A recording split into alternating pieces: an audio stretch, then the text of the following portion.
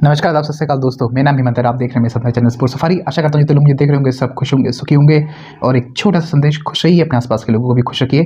अभी मेरी last video में एक संजीव साहब है, तो उन्होंने मुझे सजेस्ट किया था कि आप क्रिकेट की पॉलिटिक्स से बात कीजिए। तो संजीव साहब, आपकी चेतन शर्मा साहब ने सुन ली है और आज हम आपके सामने क्रिकेट की इसी जो कहते हैं ना ब्लैक पॉलिटिक्स के बारे में चर्चा करने आए हैं। देखिए, एक स्टिंग ऑपरेशन हुआ है जो जी न्यूज़ ने किया है चेतन शर्मा पे, ऐसा उनका कहना है। ठीक है, पर मैं आपको एक बात बताता हूँ, अगर आपने वो इंटरव्यू देखा होगा तो सब उसको स्टिंग ऑपरेशन कह रहे हैं। पर अगर आपने वो चीज़ इंटरव्यू पूरा गौर से सुना होगा तो उसमें एक रिपोर्टर ने जब उनसे सवाल किया कि आपके टेन्योर में कौन कौन से खिलाड़ियों का नाम, आपने किन किन खिलाड़ियों को मौका दिया, तो उन्होंने कहा मैंने सूर्य कुमार यादव को मौका दिया है। ठीक है, मैंने 2-3 खिलाड़ियों को उन्होंने नाम लिया है, जैसे ईशान किशन का नाम लिया है। तो उसमें से एक रिपोर्टर ये कहते हुए पाया गया कि चलो इसका नाम लिख लेते हैं। ठीक, तो इसका मतलब आप क्या कहना चाह रहे हैं कि आपने उनको बुलाया है, ये कोई उनको, ये उनके नोन नहीं है। ठीक है, अगर कोई ये कह रहा है कि आप नाम बताइए हम लिखते हैं, इसका मतलब उनको ये इल्म था कि ये एक तरीके से हो सकता है प्रिंट मीडिया के बंदे हों। ठीक है, हाँ, उनको ये इल्म नहीं रहा होगा कि इन्होंने मेरी वीडियो रिकॉर्डिंग भी करी है, लेकिन वो जो कह रहे थे वो उनको लिख रहे थे और चेतन शर्मा ने उनको लिखते हुए मना नहीं किया गया, जो कि वीडियो में साफ दिखाई दे रहा है। तो ये कहना कि चेतन शर्मा साहब को ये बात पता नहीं थी कि वो जो बात कर रहे हैं, उनकी जो कन्वर्सेशन उन रिपोर्टरों के साथ हो रही है, उनको इस बात का इल्म नहीं था, उसको इस बात की गहराई का पता नहीं था, तो ये गलत होगा।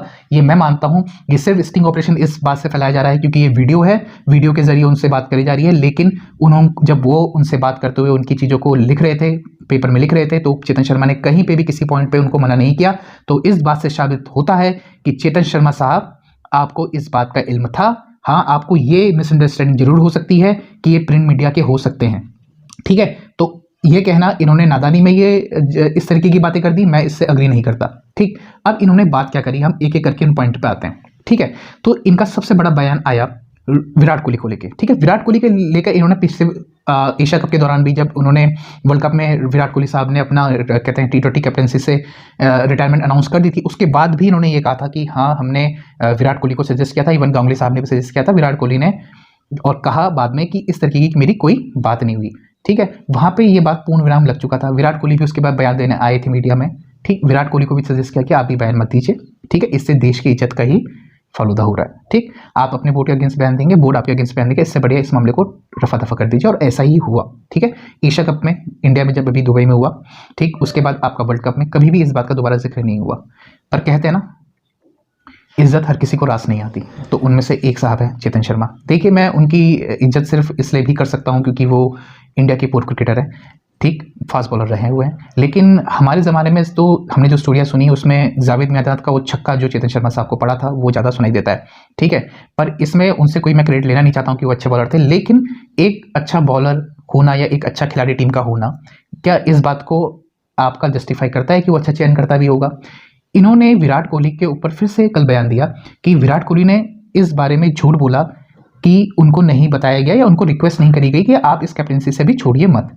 ठीक, जो कि गांगुली ने भी कहा था, ऐसा चेतन शर्मा का साहब ने कहा है। तो पहली बात तो चेतन शर्मा साहब, मैं आपसे एक सिंपल सा सवाल पूछना चाहता हूँ, क्या आप गांगुली साहब के प्रवक्ता हैं? क्या आप गांगुली साहब के पीए हैं? क्या आपको गांगुली साहब ने अपनी तरफ से बयानबाजी देने के लिए आग्रह किया है, या आपके पास एक कोई पावर है कि हाँ, गांगुली साहब नहीं कह सकते तो मैं बात कर लेता हूँ गांगुली साहब के बिहाफ पे? क्या आपकी इन बातों को गांगुली साहब सेकंड करेंगे जो आप बोल रहे हैं? ठीक है, इन्होंने आगे बढ़ते हुए एक और बयान दिया। इन्होंने कहा कि रोहित शर्मा और विराट कोहली के दरमियान गांगुली साहब को जो उस समय के बोर्ड BCCI के प्रेसिडेंट थे, उनको विराट कोहली पसंद नहीं थे। आप इस तरीके से कह सकते हैं, वो फेवरेटिज्म नहीं कर रहे थे रोहित शर्मा की तरफ, लेकिन उन्हें विराट कोहली पसंद नहीं थे। तो मेरा ये कहना है, देखिए साहब, आप किसके बंदे के बारे में बात कर रहे हैं? विराट कोहली साहब के बारे में बात कर रहे हैं। ठीक है, पहली बात तो अगर आपको अपनी इज्जत प्यारी नहीं है तो कम से कम देश की इज्जत का जरूर ख्याल रखिए। ठीक है, आपके इस बयान पे सिर्फ इंडिया में थूथू नहीं हो रही है, हर जगह थूथू हो रही है। ठीक, सौरव गांगुली विराट कोहली को पसंद नहीं करते, ये आपने किस बिना पे ये बात कह दी? क्या गांगुली साहब ये बयान जो आपका है, क्या ये मीडिया में आके बोल सकते हैं कि जो भी चेतन शर्मा ने कहा है वो सही है? नहीं कह सकते, क्योंकि ऐसा नहीं है। दो लोगों के बीच में हो सकता है किसी मुद्दे को लेके अलग अलग राय हो सकती है, पर इसका मतलब ये नहीं है कि आप उस बंदे को या उस इंसान को पसंद नहीं करते। तो आपने जो इतना बड़ा बयान दिया है कि वो विराट कोहली को डिसलाइक, मतलब लाइक नहीं करते थे, इसका मतलब उनको डिसलाइक करते थे, आपका कहने का मतलब ये था ना? तो क्या इस बात को सौरव गांगुली साहब सेकंड करेंगे? मुझे नहीं लगता करेंगे। और अगर नहीं करेंगे तो BCCI से मैं आग्रह करना चाहता हूँ, ये मेरा हाथ जोड़ के BCCI से आग्रह है, प्लीज़ चेतन शर्मा साहब को इमीडिएटली इस इंटरव्यू के बाद अगर इसकी ऑथेंटिसिटी प्रूव होती है, आप इनको इनके पद से बर्खास्त कीजिए। ठीक, एक खिलाड़ी जो अभी प्रेजेंट टीम में बहुत बड़ा नाम है, विराट कोहली, जो अभी टीम के साथ जुड़ा हुआ है। ठीक, अभी टेस्ट मैच चल रहा है ऑस्ट्रेलिया का, इतनी बड़ी सीरीज सर पे है, और इनका इस तरीके का बयान इस बड़ी सीरीज के दौरान अंदेशा पैदा करता है बहुत सारे क्रिकेट फैंस के लिए। ठीक, विराट कोहली के फैंस के लिए नहीं, सिर्फ पूरे देश में जितने खिलाड़ी हैं, जितने मतलब आप जितने दर्शक हैं जो क्रिकेट से प्यार करते हैं, वो कभी भी इस तरीके का बयान को फॉलो या उनको सेकंड नहीं करेंगे, ऐसा मेरा मानना है। ठीक, आते हैं इनके दूसरे बयान पे। इनका दूसरा बयान था कि इन्होंने बहुत खिलाड़ियों को चांस दिया इनके टेन्योर में। इन्होंने नाम लिया सूर्य कुमार यादव, ईशान किशन। ठीक, कहने का मतलब ये है इन्होंने बहुत खिलाड़ियों को मौका दिया, इन्होंने इस तरीके का बयान दिया। ठीक है, पर कितने खिलाड़ियों का उन्होंने भविष्य बर्बाद किया, क्या आप ये नहीं बताएंगे जनता को? अगर आपको ये बताना है, ठीक है, क्या आप नहीं बताएंगे? सूर्य कुमार यादव को या ईशान किशन को T20 में रखना, ये आप मत सोचिए कि आपकी वजह से आए। उनके डोमेस्टिक क्रिकेट और IPL में जो उन्होंने कारकर्दगी अपनी दिखाई है, वो उस परफॉर्मेंस पे आए। और अगर आप किसी कहते हैं फल वाले या ठेले वाले से भी पूछेंगे ना बाहर कि जो क्रिकेट को फॉलो करता है, क्या सूर्य कुमार यादव या ईशान किशन को T20 में मौका मिलना चाहिए था, तो वो सबके सब हाँ बोलेंगे। तो इसमें आपका बहुत बड़ा रोल नहीं है। अब बात समझ में आ रही है, कहते हैं चेतन शर्मा साहब आपका, कि इतना बड़ा रोल आपका नहीं है। ठीक है, और फिर उन्होंने आगे बढ़ते हुए एक और बात बोली कि हमारे वहाँ फेवरेटिज्म नहीं चलता है, फेवरेटिज्म नहीं चलता है। हाँ, ये हो सकता है लाइकिंग, हम हो सकता है जिस नज़रिए से किसी खिलाड़ी को देख रहे हैं, हो सकता है दूसरा खिलाड़ी वो उस नज़रिए से उसको नहीं दिख रहा हुआ। चलो मैं आपको एक एग्जांपल बताता हूँ, वेंकटेश प्रसाद, ठीक है, जो टीम इंडिया के साथ जुड़े भी हुए हैं कोचिंग स्टाफ में, एज अ बॉलिंग कोच। ठीक, काफ़ी साल उन्होंने टीम इंडिया के साथ सर्व किया है। उनका भी हाल में ही एक आपने ट्विटर में ट्वीट देखा होगा KL राहुल की परफॉर्मेंस को लेकर, जिसमें उन्होंने साफ मेंशन किया है कि शायद KL राहुल को जितने मौके मिल गए हैं या मिलते रहे हैं पिछले 2-3 सालों में, क्या इतना मौके किसी और खिलाड़ी को मिल सकते हैं? जी नहीं मिल सकते। इतना लंबा रन किसी को नहीं मिलता है। ठीक है, तो ये डिसलाइकिंग जो आपकी KL राहुल साहब के लिए है, ये आप उस अपनी इस बात को जस्टिफाई करने के लिए आपने ये बयान दिया है। तो KL राहुल साहब की तो वैसी भी जगह नहीं बनती है, ये तो सबको ही पता है। और ये पॉलिटिक्स का इतना बड़ा नमूना है कि हर कोई जानता है। अगर आप किसी छोटे बच्चे से ही पूछेंगे ना KL राहुल क्यों टीम में है, तो वो बोल देगा भैया लाइकिंग हो रही है, मतलब शायद KL राहुल का कोई बड़ा हाथ है सर के ऊपर किसी का। तो मैं समझ रहा हूँ वो सर में बड़ा हाथ किसका है, हो सकता है वो सर में बड़ा हाथ आप ही का हो, क्योंकि हो सकता है जो पूरी दुनिया में 99% लोगों को जो KL राहुल में अभी नहीं दिख रहा है, मैं पहले की बात नहीं कर रहा हूँ, अभी नहीं दिख रहा है, वो उस 1% में आपको उनमें वो चीज़ दिख रही है। हो सकता है वो सेंचुरी मार दे यार भाई, ठीक है, 100 मैच खेल के, 10-15 मैच खेल के, 20 मैच खेल के सेंचुरी मार देंगे, बिल्कुल आपकी बात साबित हो जाएगी, बहुत अच्छा खिलाड़ी है। फिर से 15 मैचों में कुछ नहीं करेंगे भाई साहब, फिर 20 मैच में सेंचुरी मार देंगे, आप उनको रख लेंगे। कुलदीप यादव टीम में रहते हुए बाहर रहेंगे, अच्छी performance, man of the match रहने के बाद भी टीम से बाहर रहेंगे, है ना। लेकिन KL राहुल खेलते रहेंगे क्योंकि इसके पीछे आपकी नजर है, आपने वो दिखा है जो पूरी दुनिया में किसी ने नहीं दिखा है। आप उस 1% लोगों की जनता में शामिल हैं जिन्हें KL राहुल में वो सब दिखता है जो हम सब नहीं देख पा रहे। तो इसके लिए तो मैं आपको सैल्यूट ही करता हूँ। ठीक है, आगे बढ़ते हुए चेतन शर्मा साहब कहते हैं कि भैया आपका जसप्रीत बुमराह वर्ल्ड कप खेलना चाहते थे, वो पूरी तरीके से फिट नहीं हुए। मैं बस आपसे एक बात कहना चाहता हूँ, अगर जसप्रीत बुमराह खेलना चाहते थे, ये उनकी इच्छा हो सकती है कि भाई मैं खेलना चाहता हूँ, क्योंकि वर्ल्ड कप जैसी इवेंट कोई भी खिलाड़ी मिस नहीं करना चाहता है। ठीक है, अगर उसने कहा मैं खेलना चाहता हूँ, वो डॉक्टर तो है नहीं, उसको ये नहीं पता है कि अगर उसे इंजरी हुई है तो उसके पोस्ट इफेक्ट कितने लंबे समय तक हो सकते हैं। उसने अगर अपनी मंशा जाहिर कर दी आपसे कि हाँ मैं खेलना चाहता हूँ, तो इसमें वो आपको चीट कहाँ से कर रहा है? आपने कहा वो 80% फिट था, फिर भी वो खेलना चाहता था, तो वो उसका जज्बा है भाई साहब। जसप्रीत बुमराह साहब का वो जज्बा है कि वो खेलना चाहते थे। हाँ, अगर 80% फिट के साथ आप नहीं खिलाना चाहते तो वो बात अलग है, क्योंकि इससे हो सकता है लॉन्ग रन में इंडिया को नुकसान हो, जो कि ठीक है, लेकिन इसमें कोई गलत नहीं है अगर जसप्रीत बुमराह साहब ये कहते हैं कि मुझे वर्ल्ड कप में खेलना चाहिए था 80% फिट होके भी। ठीक, आगे बढ़ते हुए आप कहते हैं, चेतन शर्मा साहब कहते हैं कि इंडिया में कुछ खिलाड़ी ऐसे हैं जो प्राइवेट तरीके से इंजेक्शन ले रहे हैं। ठीक, इंजेक्शन ले रहे हैं और वो फिट नहीं है, लेकिन इंजेक्शन लेके फिटनेस अपनी हासिल कर रहे थे या मैच खेल रहे थे, मैच फिटनेस। पहली बात तो यार एक बात आप ये बताइए, अगर वो प्राइवेट में इंजेक्शन ले रहे थे तो आपको कैसे पता? वीडियो बना के भेज रहे थे क्या आपको? चेतन शर्मा साहब, आज मैंने एक वाला इंजेक्शन लगाया है जो ऑथराइज नहीं है, लेकिन मैं लगा रहा हूँ क्योंकि मैं अपने देश से इतना प्रेम करता हूँ कि मैं आज का मैच खेलूंगा। फिर दूसरा भी, चेतन शर्मा साहब देखिए मैंने भी इंजेक्शन लगाया है, मैं फिट नहीं, लेकिन मैं, किसी को नहीं पता चला, सिर्फ आपको पता चला। क्यों? प्राइवेट में लगा रहे थे लेकिन आपको पता चल रहा था, है ना। ये बहुत बड़ी बात है सर। राहुल द्रविड़ साहब उस टीम के हेड कोच हैं।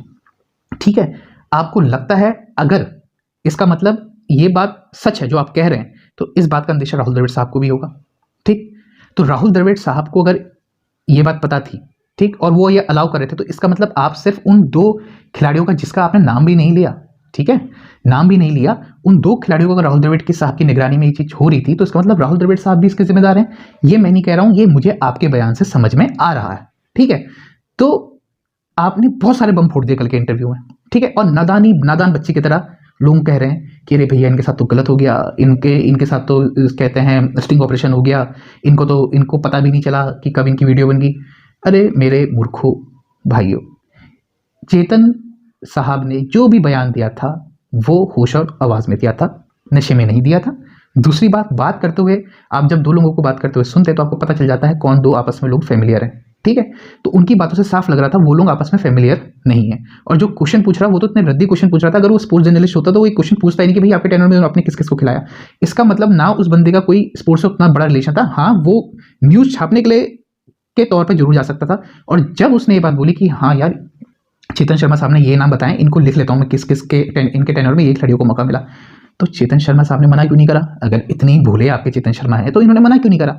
नहीं करा। क्यों? कंट्रोवर्सी क्रिएट करनी है। क्यों करनी है कंट्रोवर्सी? करा एक खिलाड़ी को टारगेट करना है, वो है विराट कोहली, ठीक है। विराट कोहली के हाथ पीछे ये जानबूझ के पड़ गए हैं, हाथ धोके पड़े हुए हैं। शर्म करो चेतन शर्मा साहब, शर्म करो। बंदा सचिन तेंदुलकर के 100 सेंचुरी के पीछे लगा हुआ है और आप उसको बदनाम करने की साजिश में पीछे पड़े हुए हैं। और आगे बोलते हैं कि विराट कोहली और रोहित शर्मा में ईगो प्रॉब्लम है। दोनों बिल्कुल बॉलीवुड स्टार, जैसे आप ले सकते हैं अमिताभ बच्चन और दूसरी तरफ धर्मेंद्र। सर ये बात सही है कि वो दोनों ही बड़े स्टार हैं, पर आप मुझे एक बात बताइए कि एशिया कप में सेंचुरी जब उन्होंने लगाई, ठीक है, रोहित शर्मा साहब ने उनका इंटरव्यू लिया, ठीक। उसके बाद जब पाकिस्तान के खिलाफ वर्ल्ड कप में रोहित शर्मा कहते हैं विराट कोहली ने विनिंग इनिंग्स खेली थी, उसका इस्तकबाल रोहित शर्मा साहब ने कितने प्यार से किया। उनके बीच में ट्यूनिंग हमको जो मैच के दौरान दिखती है, हम तो वही देख सकते हैं ना जो हमको मैच के दौरान दिखती है। हो सकता है, क्या तो रहा हूँ मैं, हो सकता है विराट कोहली और रोहित शर्मा साहब आपस में लड़के आपको वीडियो भेजते होंगे, देखो चेतन शर्मा साहब हम पे ईगो प्रॉब्लम है, हम दोनों खिलाड़ी बड़े हैं, लेकिन ये कैसे दोनों खिलाड़ी दो तलवार एक मैन पे नहीं रह सकती। ये शायद आपको बताते होंगे वो, क्योंकि हमको तो ऐसा कुछ फील्ड पे दिखता नहीं है, ठीक है। तो कहीं आपने किसी को नहीं छोड़ा, आपने रोहित शर्मा को नहीं छोड़ा, आपने विराट कोहली को नहीं छोड़ा, आपने जसप्रीत बुमराह को नहीं छोड़ा, और सबसे बड़ी फजीयत आपने करी है वो है सौरव गंगुली साहब की, जो आपने ये बोला कि सौरव गंगुली साहब को विराट कोहली पसंद नहीं है। मेरे हिसाब से सौरव गंगुली साहब को बाहर आना चाहिए और इनकी इस बातों का खंडन करना चाहिए मीडिया में आके, ठीक, क्योंकि इससे फैंसों, जो क्रिकेट के फैंस हैं, उनका दिल काफ़ी दुखा है। और मैं तो बीसीसीआई से फिर से पुनः आग्रह करता हूँ, इनको कृपया करके जल्दी से जल्दी होके प्लीज़ यहाँ से बाहर कीजिए, इनको इस पद से बाहर कीजिए। ये मेरी विनती है बीसीसीआई से, ठीक। तो प्लीज़ अपना ध्यान रखिए और खुश रहिए, अपने आसपास के लोगों को भी खुश रखिए। मिलते हैं अगली वीडियो पे, और कृपया करके अगर आपको वीडियो पसंद आती है तो लाइक कीजिए, सब्सक्राइब कीजिए चैनल को, और अगर कोई सजेशन है तो प्लीज़ कमेंट बॉक्स पे छोड़िए। मैं कोशिश करूँगा कि आप लोगों के कमेंट्स लेके अपनी वीडियो में इम्प्रोवाइज़ करूँ। तब तक के लिए मिलते हैं अगली वीडियो में। जय हिंद।